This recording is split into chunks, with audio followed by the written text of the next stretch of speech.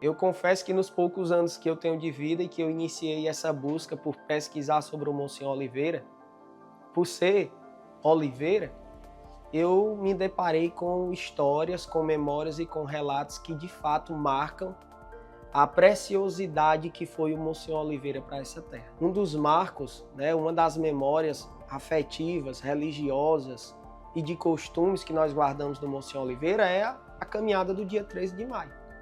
A caminhada ela surgiu porque o Monsenhor Oliveira, na época, fez uma promessa pela erradicação da malária e que se a malária fosse erradicada, do Vale do Jaguaribe, ele construiria uma capela em homenagem à Nossa Senhora de Fátima e realizaria anualmente uma romaria a 13 de maio e todo dia 13 de cada mês ele iria celebrar nessa capela. Ele foi confessar um doente no macaco. Tem que dar medida no burro. Aí ele veio, quando chegou aqui em Tomé, ele chegou ali numa casa, que hoje em dia não tem mais a casa, fizeram um muro ali. Aí ele se pegou com Nossa Senhora de Fátima para suspender essa doença, que era malária, viu? Era malária, você deve ter conhecido muitos avós, né? Malária. Aí, suspender essa doença, ele levantava uma capela para Nossa Senhora de Fátima e mulheres lá só entravam bem vestidas. Quando ele chegava aqui, que não estava do jeito dele, se a pessoa tivesse assim, manga cava, vestido descobrindo o joelho, ele não celebrava. Ele pegava a mantazinha dela, Nossa Senhora de Fátima, enrolava e xeré. Não celebrava a missa. Ele foi dentro do mês, ele levantou essa capela. Aí ele trazia essa santa. E ia celebrar a missa. Aí, quando terminava com medo que o pessoal entrava lá mal vestido, enrolava ela, estava nos braços, levava para xeré. Aí, quando todo mundo se acostumou, aí pronto, ele ficou deixando ela. Quando foi um dia, ele veio, entrou uma mulher de manga curta. Aí, quando ele viu, ficou doido. Saiu para fora, e essa mulher correndo, ele correndo atrás, parecia um galo correndo atrás de galinha. E a mulher entrou dentro de uma casa. Aí ele disse, cadê a mulher? Cadê a mulher? Aí a mulher disse, não, ela não entrou aqui não, ela tinha entrado, estava escondida. Aí pronto. Aí todo mundo ficou amedrontado, só andava bem vestido. Isso tudo era com o objetivo de preservar a santidade do espaço, respeito ao espaço, por uma graça alcançada. A Capela de Fátima, ela é sinal de uma graça alcançada do Monsenhor Oliveira pela erradicação da malária no Vale do Jaguaribe. Foi através da devoção dele com Nossa Senhora de Fátima, de ele ter feito este pedido forte, desceu do cavalinho, porque eu estou contando porque eu já era grande e ele foi quem explicou aqui na capelinha. Não era igreja, era uma capelinha bem pequenininha. Cada carro trazia seu banquinho. E ele foi lá para o canto e chamou nós, todos que estavam na igreja, que era pouquinha gente, mas chamou.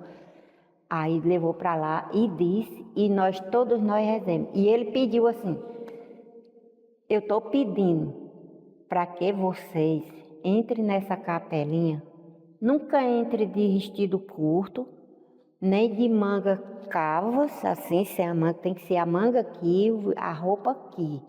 Porque eu estou fazendo esse pedido, foi através de um pedido que eu fiz sobre a doença que vocês todos sabem, que vocês perderam seus entes queridos, e eu vivi aqui nesse cavalinho, subindo a serra para confessar, e era medo. Ele passava todo vestidinho de preto, chapéuzinho preto na cabeça, escanchadinho nesse cavalinho. Eu fui a primeira de criança batizada na capela. Papai e mamãe moravam na fazenda Sendanês, do Macaco, de João Batista, a fazenda.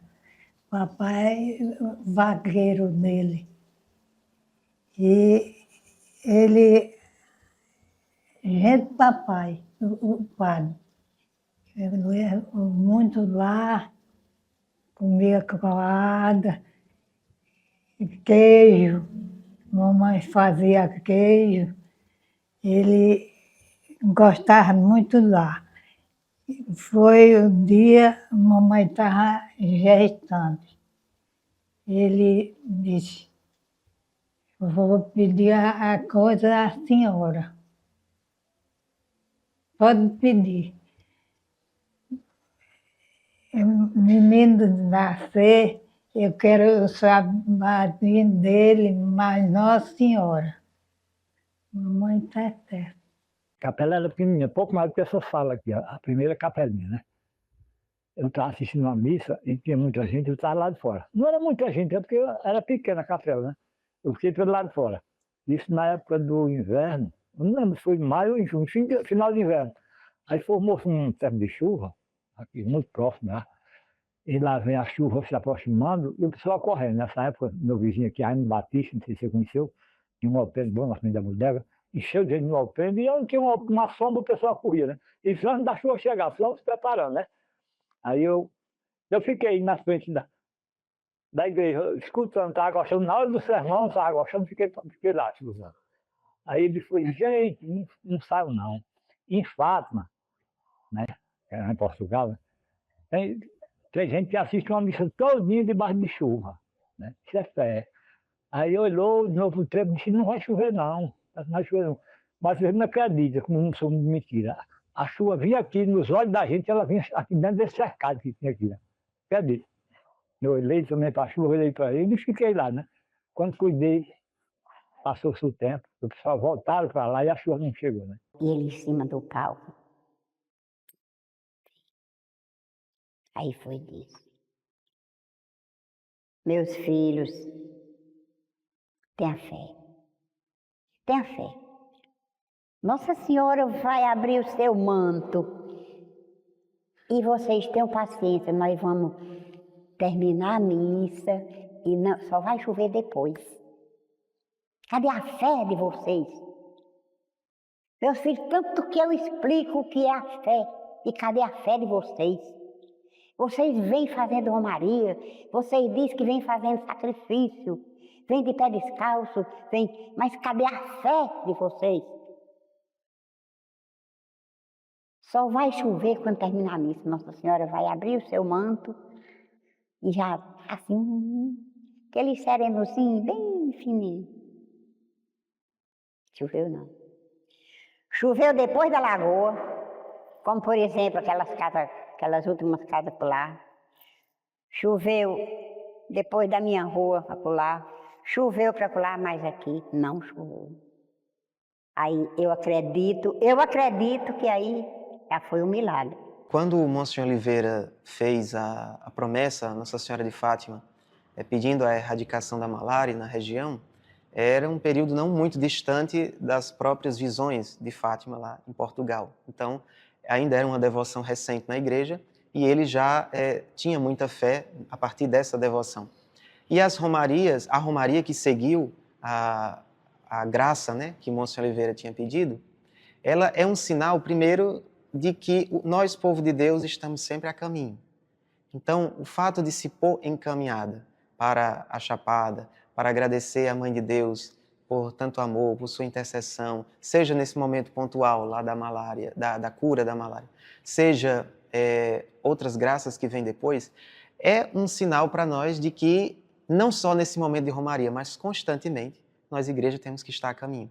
Então, quando Monsenhor Oliveira criou, teve a ideia de não só pedir a intercessão da Nossa Senhora, mas como agradecimento por tamanha graça, fazer esse movimento de romaria, nos recorda isso. Nós somos constantemente chamados a estar em caminhada pelo mundo, anunciando o reino de Deus, construindo esse reino. Na época dele, os movimentos, como eu disse, eles nasciam dentro das famílias. O foco sempre foi manter a família unida dentro da igreja. Começava-se de bem jovem. Quando se fazia a primeira Eucaristia, por volta dos 10 anos, você começaria a participar da cruzadinha eucarística. Então as crianças não ficavam de fora. Quando se atingia a idade da mocidade, por ali de 17, 18 anos, as jovens participavam das Filhas de Maria. E quando ela atingia a maioridade, que já se casava e construía sua própria família, ela passaria a ser mãe cristã. E se quisesse também, porque isso foi ao longo do tempo, porque quando a Irmandade do Santíssimo foi criada, a participação das mulheres era muito mínima.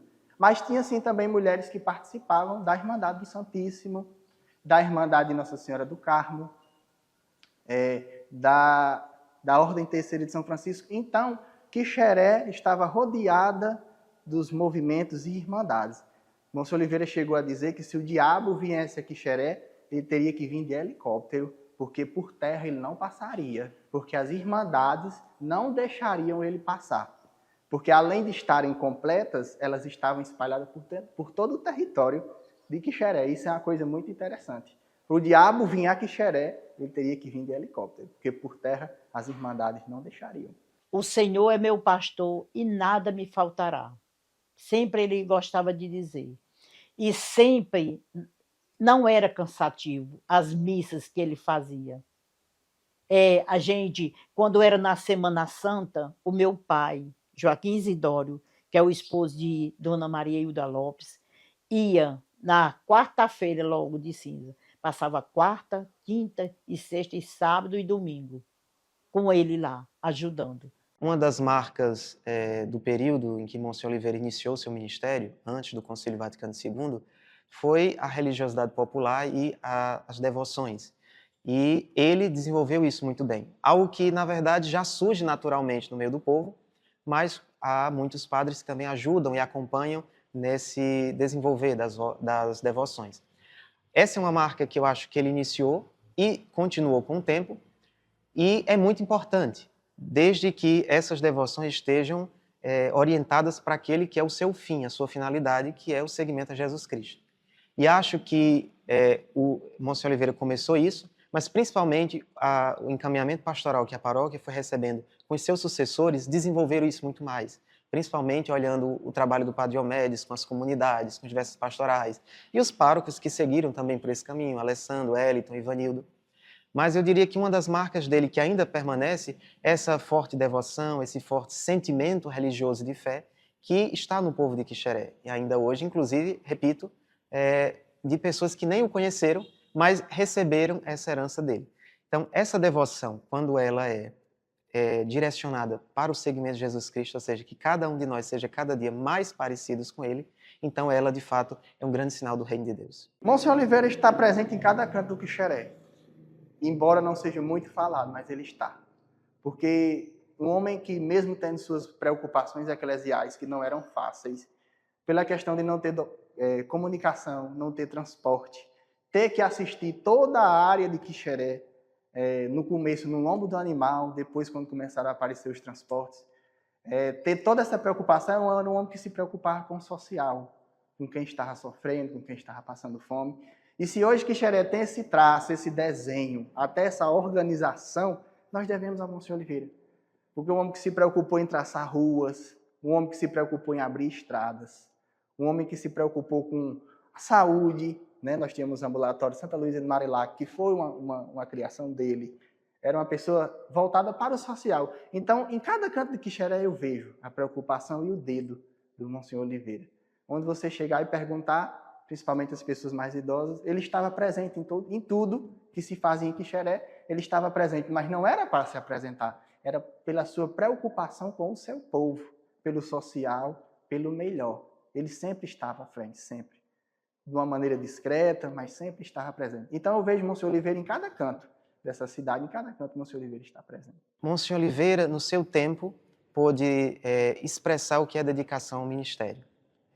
Dentro do seu contexto, antes do Concílio Vaticano II, e já entrando também no Concílio Vaticano II, ele foi se adaptando a partir do que era possível e nos deixou esse legado de dedicação, seja com os seus diversos projetos, a devoção que incentivou o povo, as romarias, e nos recorda hoje a importância de a gente viver a fé no nosso tempo.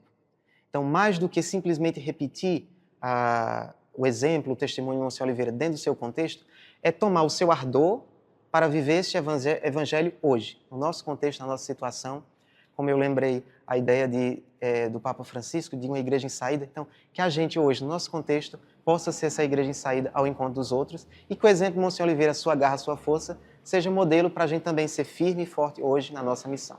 Outro fato interessante do Monsenhor Oliveira é que ele tinha um Jeep, né, e ele teve uma rural. E na Rural do Monsenhor Oliveira tinha uma frase que nos remete a uma linda reflexão. A frase era a seguinte: não há glória sem sacrifício. Inclusive, eu diria que essa frase ela define o Monsenhor Oliveira. Não há glória sem sacrifício. O Monsenhor Oliveira ele levou isso muito ao pé da letra na sua vida. Todos os sacrifícios feitos pelo Monsenhor Oliveira, que o Monsenhor Oliveira enfrentou na sociedade, que o Monsenhor Oliveira enfrentou na família, que o Monsenhor Oliveira enfrentou na igreja, que ele enfrentou na política, foram sacrifícios, mas visando sempre a glória.